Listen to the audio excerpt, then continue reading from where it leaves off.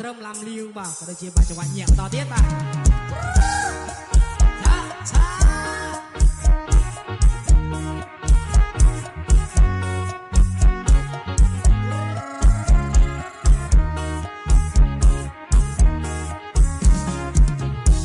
ស្រីអើយនេះគេថានាងស្រីបងលើគេល្បីស្រីស្រកសរិន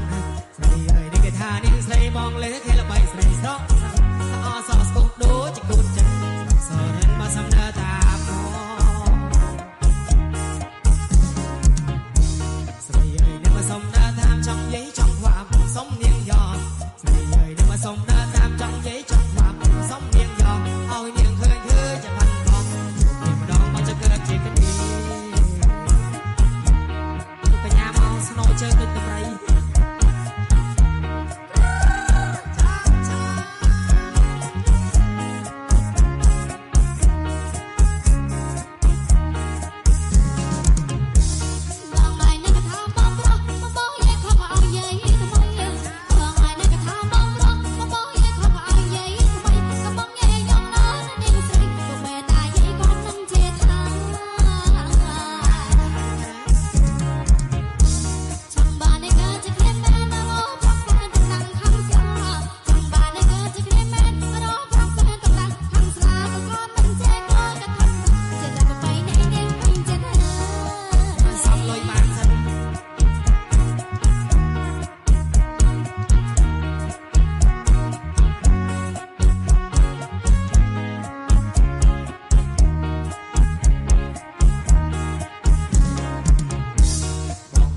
ស៊ីសផតក្នុងផែតំបន់ប្រទីមានជ័យបងនៅស្រុកស៊ីសផតក្នុងផែតំបន់ប្រទីមានជ័យគង់ឪម៉ែមកពលបូរីចិត្តតែស្លាញ់ស្រីស្រស់សរិន